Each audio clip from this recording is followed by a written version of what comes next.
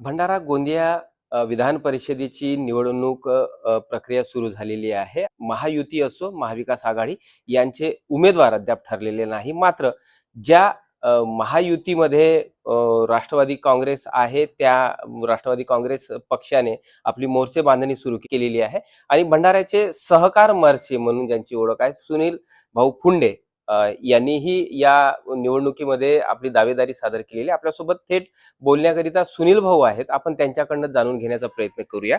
भाऊ, काय सांगाल? विधान परिषदेची निवडणूक लागलेली आहे. आपण पूर्ण ताकदीनिशी या निवडणुकीत उभे राहण्याचे संकेत मिळतात. आपण आपली दावेदारी सादर करतात. कसं बघता या निवडणुकीकडे?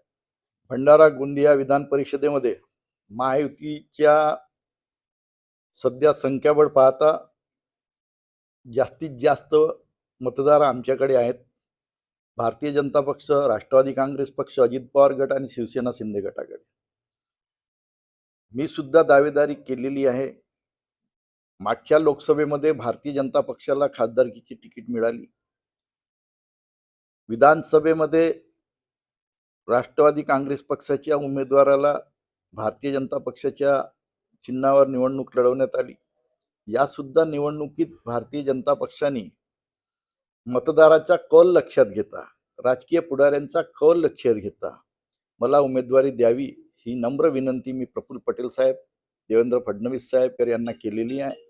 आणि त्यानुसार सर्व मतदाराचा कौल आणि पदाधिकाऱ्यांचा कौल लक्षात घेता माझ्याकडे कौल नसेल तर मला उमेदवारी देऊ नये असं स्पष्ट मत माझं आहे. त्यामुळे सर्वांचा सर्वे होम डिपार्टमेंटच्या माध्यमातून करण्यात यावा आणि मला तिकीट देण्यात यावी.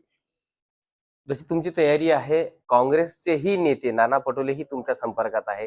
काय त्यांच्याशी चर्चा झाली? काय काँग्रेसमध्ये जर इकडे भाजप महायुतीमध्ये जर उमेदवारी मिळाली नाही तर काय काँग्रेसमध्ये पर्याय राहणार आहे का? महाविकास आघाडीचे काही मतदार माझ्यासोबत फोनद्वारे चर्चा केली आहे, भेटण्यासाठी सुद्धा उत्सुक आहेत. जर राजकारण झालं तर आणि भाजपाने जर तुमच्याकडे अटी शर्ती जर ठेवल्या की तुम्हाला राष्ट्रवादी सोडावे लागेल आणि भाजपामध्ये प्रवेश करून उमेदवारी घ्यावे लागेल, तर तशा परिस्थितीमध्ये तुम्ही राष्ट्रवादी सोडून भाजपाकडनं उमेदवारी घेऊन ही निवडणूक लढणार का? राष्ट्रवादी काँग्रेस पक्षाचे आमचे नेते प्रफुल्ल पटेल साहेब यांच्याशी मी चर्चा करून जर तरचं राजकारण संपवून टाकीन. जर तर असेल तर भारतीय जनता पक्ष मला तिकीट देत असेल तर मी जाण्यास तयार आहे. भाजपातून उमेदवारी मिळत असेल तर ते भाजपातूनही ही निवडणूक लढण्यास इच्छुक आहे आणि तशी तयारी त्यांची असल्याचे ते आता त्यांनी सांगितलेलं आहे. प्रशांत देसाई, एबीपी माझा, भंडारा. एबीपी माझा, उघडा डोळे बघा नीट.